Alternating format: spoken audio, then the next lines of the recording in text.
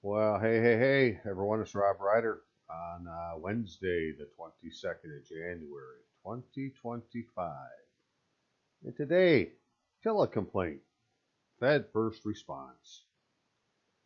Yeah, so somebody that filed a complaint got the first response, and we're going to take a look at it, see what it has to say. But it needs to be pointed out that .org, right, does not equal .gov. And the interesting thing we'll see is that, well, we sent the complaint to a .gov, we got an answer from a .org that said that your complaint's going to go to another .gov. We'll have to look at see where it all goes together. But I'm just saying, that's why you got to look at these things, right? Because it didn't stay in the government, it left, it went to an NGO, and then the NGO now is telling us to go back to the government. We'll take a look at it. Who am I? Well, I'm Rutluski Robert Allen, U.S. Army, definite enlistee. DOD number 12112800006. And if you're like me, an indefinite enlistee, well, don't let them take it from you. We're going to use it in the new Trump administration by getting Trump to acknowledge that we, veterans, are still in the military, subject to the UCMJ, and therefore we, veterans, can file charges of specifications under the UCMJ for any number of different things, such as conspiracy or fraud against the United States or, well, a lot of things. But that's for a different video. Just pointing out, if you ever enlisted, brother or sister, you still in. Don't let them tell you you're not. But I'm also known as Rob Ryder, obviously, and my email address is courtofrecord@AOL.com. Find my postings on X and YouTube at Rob Ryder with 3 B's and on Rumble with Rob Ryder with 2 B's. So give me a minute here. We'll load a few things up and work our way through what the response was and then spend a little time on how we did the complaint in the first place and how we did the math and so that you could do the same. Very good. Hang on. Okie dokie. So, in this particular case, this was on a mortgage, which has a closing disclosure, where, like a car loan, has a truth in lending disclosure. They do the same thing, but they used to be even on mortgages, they gave a T.I.L.A disclosure, but now they give this closing disclosure. And on either of them, though, you'll find all the information that you need to do what I'm about to show you that we did. And if it's a closing disclosure, on the front page, you got the loan term for years, because we're going to have to figure out how many weeks it was, and so you need to know how many years it was. Right, so we got the loan term, the loan amount, the interest rate, the monthly principal and interest, which, this is just you calculate that together and you separate the loan amount, well, then you would have what the interest is, right? Which was part of the reason for doing that. And that's all on the first page. And then there's another page down here, it's the 5th page,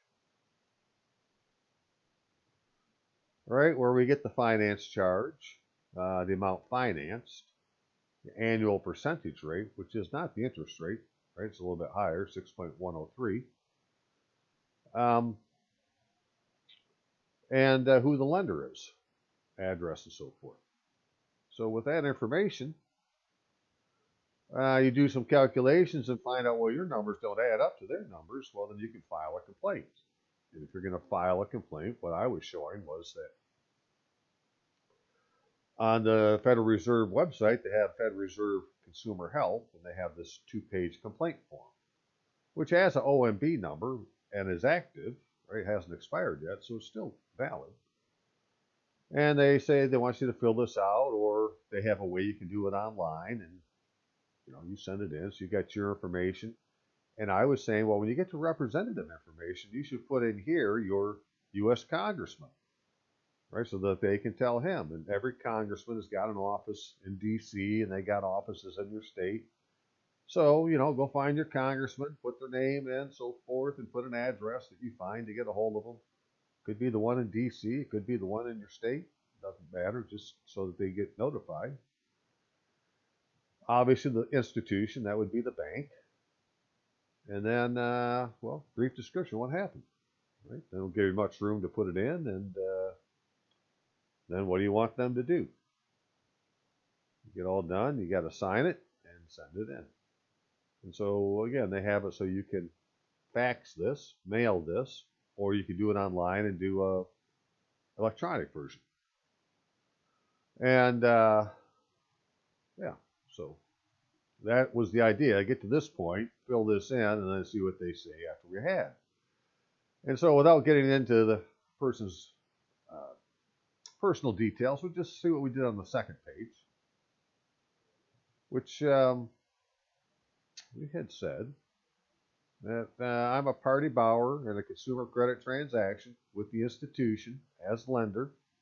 The institution has apparently violated the Truth in Lending Act by overstating the APR and understating the finance charge on the institution provided settlement disclosure. Remember, this is coming from them. That settlement disclosure we looked at came from the lender, right? To loan number, and we put the loan number in. So I calculate the APR of 3.69%, but the lender disclosed an overstated 6.103%. I also calculated the sum of 20 years of all principal and interest payments of 841. To subtract the amount of finance, 116,400 as the principal, leaving an interest total of I think it was 85,440, which is more than the stated finance charge, proving the disclosed finance charge is understated. Loan took out on some date,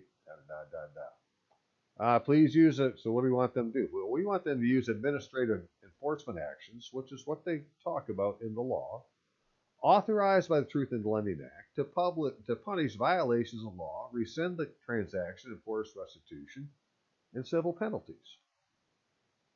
Okay. So that was the gist of the complaint. And that led to getting a reply, right, from the Federal Reserve Consumer Health. That's where we sent it to. It's an acknowledgement. They said that you would get an acknowledgement. And dated, dear this email is to acknowledge our receipt of your online and fax correspondence on the 10th and the 11th. The gentleman actually faxed it and did the electronic version. The entity you're inquiring about is regulated by the Federal Deposit Insurance Corporation, FDIC. We have forwarded your correspondence to that agency to investigate and respond to you directly. If you have questions about the status of the investigation to your complaint, please use the following contact information for FDIC. FDIC Consumer Response Center. Got an address in Kansas City, got a website, telephone number, e-fax. This information is helpful to you. Sincerely, Federal Reserve Consumer Help. Please do not respond to this message. If you need to contact us, please use the information listed below. Okay. So, it all looks good. But then what I don't like is that, well, this came from a .org. And we sent it to a .gov. Right, because the Federal Reserve had a .gov website, and we got the response from the .org. And they're telling us now to go to a .gov, right, to get help. The .org is telling us to go back to a .gov, FDIC Consumer Response Center. But when you go to the FDIC's website and search for Consumer Response Center, you don't find one. And then, then the .org is saying, well, don't respond to us, go back to the .gov, right? FederalReserve.gov. So we're going to do that. We're going to go ask some questions now and find out, well, how come a .gov is it, or .org is answering me instead of a .gov? I don't know if it makes a difference now. We'll see if the man gets his relief or not. But anyways, he got a response, and this was the response that he got. And now it's going to the FDIC, and he's waiting to hear from the FDIC. We'll see how long that takes him to respond. Although, you can contact them ahead of time and find out what's going on. okay, so that was like the bookends, right? Filled the thing out and got it back. But what did we do to figure out that things are overstated or understated? Well, we did some math. And so there's, a formula to figure out annual percentage rate. There's a formula to figure out finance charge. And so you can either believe their numbers that are on the form they gave you, or you can check it yourself. So that's what I did. And so like this APR 6.103, that came from the 5th page, right? It's not the percentage rate or the interest rate. It's the annual percentage rate, which calculates the finance charges in also. It's supposed to. And the finance charge and the amount financed and the term was 20 years, which is 7,300 days, and the interest rate is 5.9. Okay, so solving for APR, right, which APR equals the finance charges divided by the amount financed, that fraction, times a fraction from 365 divided by the loan term days. So when you get done, it looks like this. Right, so APR 85, this is a finance charge, 85,438.92 divided by 116,400 gives you this little decimal point of 0.7365. You're going to multiply that by whatever 365 divided by 7,300 is, which is, in this case, 0.05. Calculated APR is, as a decimal, 0.0369, but as percentage, is 3.69, because you got to multiply this number here by 100 to get to percentage. Well, 3.69 is what we calculated, but what was disclosed is 6.103, which is overstated.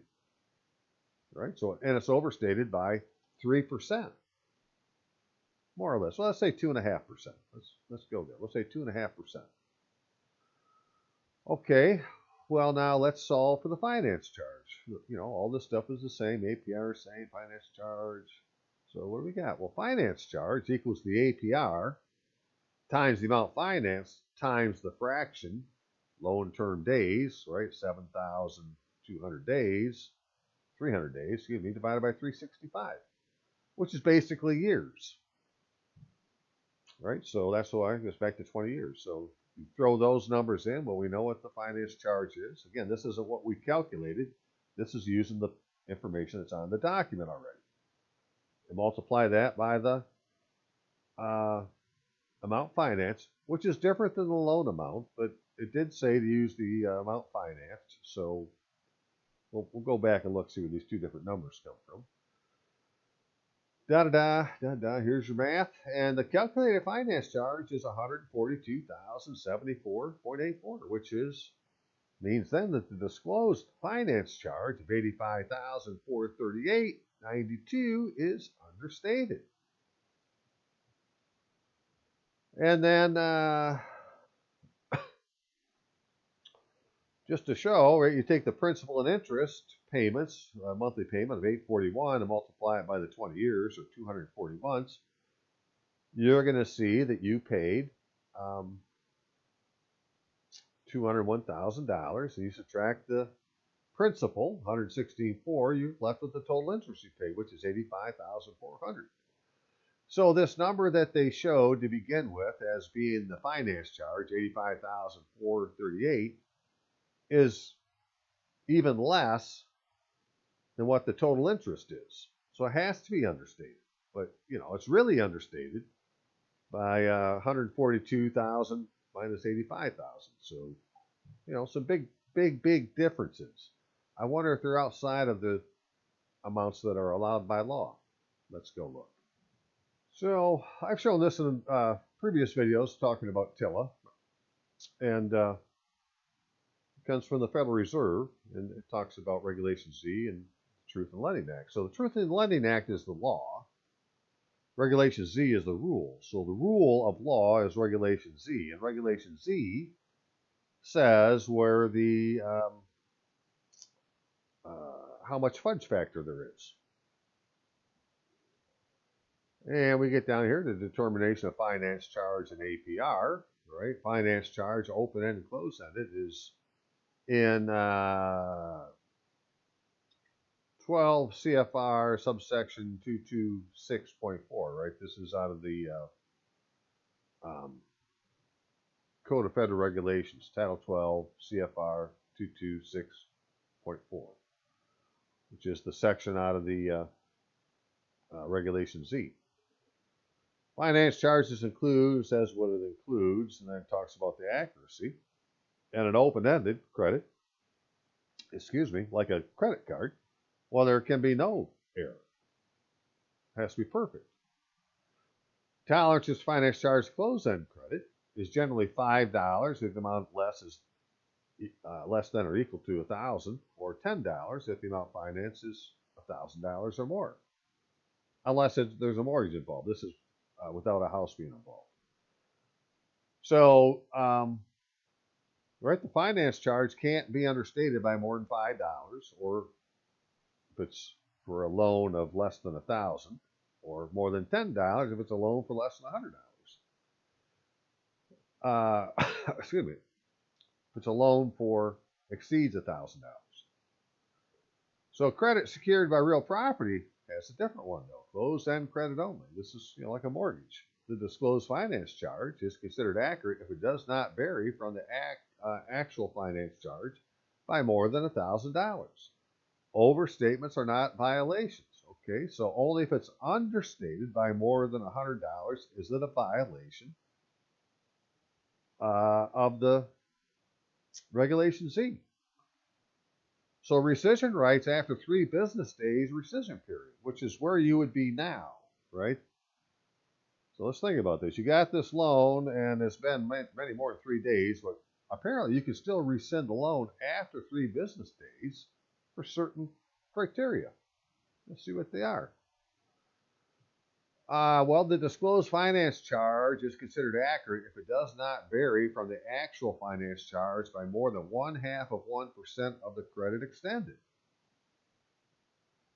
So the disclosed finance charge is considered accurate if it does not vary from the actual finance charge by more than 0.5%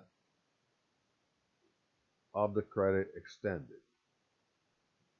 The disclosed finance charge is considered accurate if it does not vary from the actual finance charge for more than 1% of the credit extended. For the initial and subsequent refinances residential mortgage transactions when a new loan is made at a different financial institution. So basically they're saying, what do you got? You got 0.5 to 1%, or 0.5 of 1% of the credit extended. So if we go back here now, we say, well, what was the finance charge? $85,000. Well, 1% of that is $854. Half of that would be, about $427. Well, we're off by quite a bit more than that according to our calculations. Right, because we calculated finance charge $142,000 and they only disclosed $85,000. So it's much more than $400 understated. So you can rescind the contract. Because you have to understand what's happened with this. They're not lending you any money on your house. You're putting your house up for collateral for a loan from them. Right, but it's been done in a fraudulent manner, so you can rescind the contract. This is also where restitution comes in, which is the act of returning or restoring to a person, that would be you, something or right of which he has been unjustly deprived, which is the title to your property because you put it up as collateral, as the restitution of the ancient rights to the crown. Restitution is made by restoring a specific thing taken away or lost. Now, if you're in a foreclosure, it says rescission rights in foreclosure. The disclosed finance charge is considered accurate. It does not vary from actual finance charge more than 35. Overstatements are not a violation. The consumer can rescind if a mortgage broker fee is not included in it as a finance charge. Well, you can also rescind if it's outside of the freaking 1.5% amount. So rescind the contract. That's why you got to show them the numbers, do the math. And your numbers don't need to be that accurate. I know there's a more accurate formula than what I'm showing, but what I'm showing is accurate enough for you to say, well, the APR is overstated when I calculate it, and the finance charge is understated. Give it to the bank, say, or to the regulator, say, here, you calculate it. And see what they had to say. So calculating the finance charge. Finally, the finance charge initially includes any charges that will or shall be calculated. Okay, da, da, da. Okay, so they've already put a number on there. This is the point. They've given you all the information on the disclosure for you to do your own math to see if what they put as the finance charge is right, or if what they put as the APR is right, based on the other information that they provided. And it's not. So here's an interesting footnote they talk about, that if the annual percentage rate or finance charge is disclosed incorrectly, the error is not in itself a violation of the regulation if the error resulted from corresponding error in calculating tool used in good faith. Upon discovery of the error, the finance institution promptly discontinues use of that calculation tool, and the finance institution notifies the Reserve Board of writing of the error in the calculating tool. Well, it didn't do any of those things, or they would have already changed it for you. And, credit cards are a little bit different than closed-end, and I'm just sticking with closed-end. But if somebody had a credit card that has the truth in lending statement that goes with it and sends it to me, maybe I'll do it in a video someday. But I don't have one to use to do anything with. So there you are. So let's go back to the closed-end. So the following is not a complete discussion of closed-end credit requirements in the Truth in Lending Act. Instead, the information provided below is to clarify otherwise confusing terms and requirements. The finance charge, you can go to 226.17. Annual percentage rate, 226.22. Where its accuracy tolerances is that the disclosed APR on a closed-end transaction, like a mortgage or a car loan, regular, 1/8 of 1%. Irregular, 1/4 of 1%. Mortgage transactions, it's within 1/8 of 1% point for a regular transaction, 1/4 of 1%. Like I said, they're 3% off. So it's far, far out of the acceptable tolerances that the regulation gives. So they've, I was going to say they made a mistake, but they didn't make a mistake. This is all intentional, right? It's part of a scheme. And here's another part of that scheme, right? They get you to give them a note. I didn't say it's a promissory note, but it does say that I promise to pay to the order of, and that makes it the same as a check. When you promise to pay to the order of somebody, that's a check. In fact, what they do with these things is they take your note, I promise to pay to the order of a particular person. Well, that makes this a check. And they go and deposit your check. So this check was made out to Lehman Brothers Bank, FSB, a federal savings bank. You endorsed it. Well, now they want to give it to somebody else, and they're going to endorse it. So they put pay to the order of Lehman Brothers Holdings from Lehman Brothers Bank, FSB.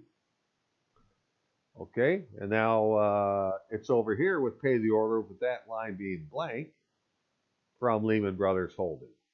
So what we want to do is get our name put back up here. And complete the circle, have it come back to you. But these are endorsements, just like on the back of a check, right? We're just moving the check through the system. And it's not being turned into legal tender. Nobody's giving you dollars. You're just taking this piece of paper and keep moving it on. So it's like bank money on the other side of the counter. It's not come back to anybody as legal tender yet. But they can, invest with it like it's legal tender. So they've been investing your what was this one in this case? $41,600 since 2006. And that note's tied with a deed of trust or a mortgage that's going to transfer the rights of the property from you to them. And that's why they now have title to your property. All right, and they tell us what the property is. So, this shit's got to be rescinded. And then that will no longer be the case. You get your property back. Because this property had nothing to do with you getting the loan, you used your property to put up as collateral for this other transaction that's happening. They got two transactions going on at the same time, one for the real estate and one for the money, and they don't have anything to do with each other. In fact, they don't even use the same legal description of the land or the property.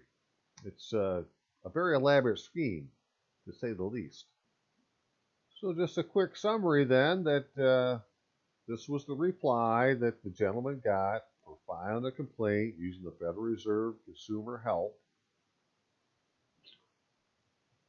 right, which is right here, Federal Reserve Consumer Help, which is a .gov website. So when you go to it to fill out the complaint, you're going to a .gov website. And I'm just going to tell you that you can file a complaint.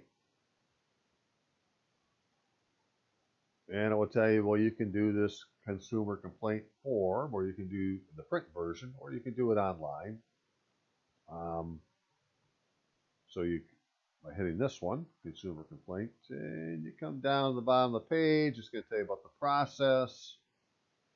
Go down to next. All right, you can fill the complaint out. Now again, I don't put Mr. When you go to here, you got these choices. I'm not choosing any of those. I'm not a Mr. I'm going to leave it blank. Robert Allen, Bretluski, my address. Can't see anymore as you go next page.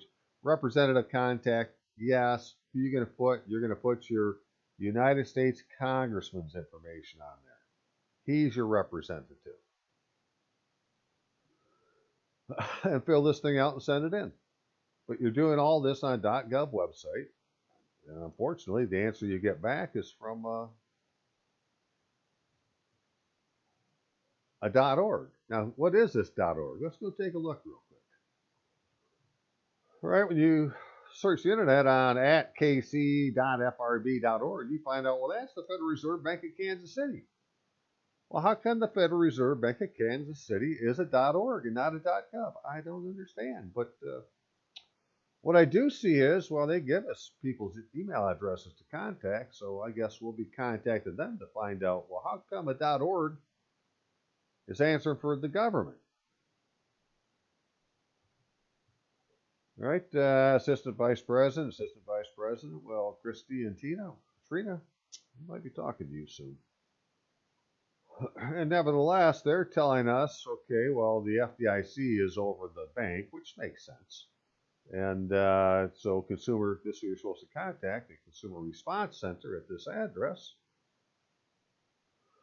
So here's the FDIC. They get the website, and if we want to search, we put in the name of that, Consumer Response Center. Let's close it up here so that's the term we're looking for.